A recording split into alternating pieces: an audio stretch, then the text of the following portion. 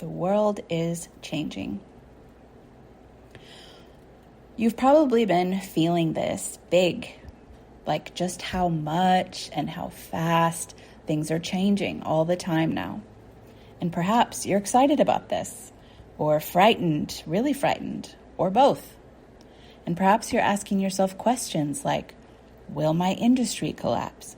Will I have enough money? Will my business/job be okay? Will my family be okay? Will I be okay? Will my career be okay? Will the economy collapse? Will everything that I once counted on vaporize into thin air?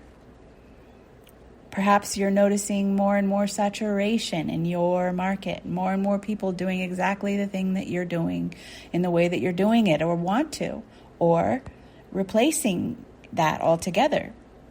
And you can't take your eyes off of that. And here's the thing. Nobody knows what will happen, no matter what they tell you. Nobody knows exactly what will happen, but all of your power is now. Not 6 months ago, not 6 years ago, not 6 minutes ago, and not 6 days from now, or 6 weeks from now, or 6 years from now. It's right here. Your power is right here, right now, safe in you. It is you. And you know this, of course. That's why you're here listening to this. You are a creator, and you're aware, or at least heavily entertaining the idea, that you have power in your life, and you want to use it to create your life intentionally. And you've likely noticed that the places you feel powerless and the things you have felt powerless with the most are getting dialed up a lot right now within you. Things like money, security, safety, success, other people, relationships, the state of the world, or whatever that is for you, because it's different for every person where that powerlessness lives. And the brilliant part about that is it's a chance to reclaim your power from those places, because it's so easy to give away our power when it's working for us. When it's working for us to have our power outside of us, it's fine. It's fine. It's when it stops working for us. That's when it suddenly becomes real important to have it back. And I laugh about this with so much compassion, because it helps me to laugh at things that scare me and that feel realer than love. And it reminds me that they're not the monsters that I think they are. So we don't have power over things. And you know that, and you're aware of that. That's the scary part. Though some people do try to do that, have power over things and people. But my guess is if you're here, you're not interested in that, and you know that that's just kind of a lost cause. We only have power within, meaning our power is in our choices, our aims, the story we're telling ourselves and others about things, our intentions, and generally just our responses and our reactions to external events, because that creates the things that we do next, and that creates our life. So we can only work with that power and who we're going to be with that power. But it's really scary to take back that power, because it means you have to take responsibility for stuff that you used to be able to just easily blame on something else and blame someone else for. And it can really feel like too much to hold that power sometimes, to be looking to yourself for all of that now. When I first started taking back my power 17 years ago or so, I remember someone remarking to me that I always blame myself for everything, and they thought I shouldn't. And she misunderstood me, because I was not blaming myself for things. I was taking responsibility for things within me instead of blaming others. That's all. And there's a difference. I was no longer willing to give my power to them and feel helpless to them, so I gladly took responsibility to change that situation or feeling in me from the inside out, because I can do something with that. I can't do something with anyone else's choices or reality or what they're doing. I can only respond from within me. I can't do anything with impossible to control external things outside of me, but I can change my view, my response, my story, and my choices. And that is what changes my life every time. However, my own personal secret ingredient to that is that I don't take the world onto my personal shoulders. I just take responsibility for my inner state and my thinking and what I speak into the world, like it's a spell cast over my life, because it is to me, and I leave the rest to God/life/love/the universe/source. I trust I will know the right next thing to do, to try, to read, to listen to understand, to hear, to say, etc. when it is time. I trust I'll be shown the way and I will be supported at every step. And I look for that. I look for that support at every step, and that's how I find it. That's how I find more of it. If nothing seems to immediately appear when I'm looking for it, I start small. I'm breathing. That's some major support. Wow. My heart is beating. Supported. Huge support. My heart is beating for me. The ground under my feet. Gravity holding me firm. That is support. There's air. There's water. There's food. There's shelter, there's ... The list goes on and on and on.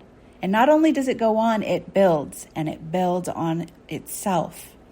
And it reveals new things to be grateful for and new things to appreciate. And that creates new things to be grateful for. And it might seem really lame to some people, to you maybe, to count the support of all of those things that I just listed. But I do. And they snowball. It might seem too basic and too simplistic and just not worth your time. But I do count those things, especially when I don't want to find anything to be grateful for. And they snowball. They're there whether I appreciate them or not, okay? That support is just there for me, whether I choose to notice that or not. It's just that my life gets to be sweeter when I do notice it. And some days I am lost in hurt and pain, and I don't want to look at those things. And I don't want to see what's supporting me. I just want to see how I'm not getting what I want or how I'm not supported on those days. And that's okay. That is okay. Those are the harder days where I'm fixated on what's lacking and what's not working. And on those days, I trust that I'm also getting what I need. Like maybe more clarity on what would be better for me, or like processing unresolved grief, or just my mind finding a clever way to hold me up, because the truth is I'm not really ready for what I say I want and what I'm ready for. And I need to blame it on externals to take the heat off of me for a while. And that's okay. That's okay. But I always just come back as soon as I can, because I can't live in that state. It just gets less and less tolerable to me all the time, as a matter of fact, to live in that state. There will always be those tensions, though, those challenges and those things that we are pining for. It's part of our life and time here. It gives us a whole storyline to live. So if you've noticed that the tensions on those things or in certain ways are rising in certain areas of your life, it's just because that's where you're ready to own more of your power, that's all. It wouldn't be showing up that way if you weren't ready. And so if you're asking yourself any of the questions that I mentioned in the beginning of this post, then you're ready to stabilize yourself in deeper and more far-reaching ways by stabilizing yourself in your power. And I am so excited about that reclaiming of your power from the places you've given it away, because it is just so juicy to feel that energy come back into your body and into your system. And it just sets your heart and soul alight. I'm super passionate about looking at the places that we're just kind of hanging out, waiting to see, or looking at the places where we are placing blame, and the places that we feel have to be hard or always will be just horrible and hard or lacking, because these are the places that absolute magic lives and is hiding from you in plain sight. It just blows my mind every time how something that I've relegated into those areas, that I have so much magic to be just waiting to be unearthed, and your power can be taken back from those things. And it just lights me up when that happens in me, and lights me up when that happens for others through my work or through anything. Just when I get to see that and feel that, it's the best. So it fires me up to do this work. And it's what Reclamation of Fire, my latest release, is all about. And if you have not joined that yet, you can do so at sunnychapman.com/reclamation-of-fire, or just by going to the Work With Me tab. You will see it there. You get 2 emails per week for 6 weeks. Each one is about 20 or 30 minutes. It's an audio that is set to beautiful and inspiring dragon artistry. And I'm seeing just beautiful evidence of that reclamation of fire in myself, and in my inbox messages from members, and in my reality. And that just lights me up so much. So that's the thing that I'm most excited to share this week once again. And as always, also feel free to go to sunnychapman.com/work-with-me to just peruse all of my creations and see what resonates with you and what would be most supportive to you at this time. It'll be different things for every person. Just trust yourself with what lights up for you. Ooh, that sounds interesting. Or, ooh, that's grabbing my eye, or whatever. You know intuitively what would be the best thing for you at this time. So have a look, and always feel free to message me questions. If you have questions about anything, just message me questions, and I will be happy to point you in the direction of what I think would be most helpful to you at this time. All right. Much love. See you next week. Bye.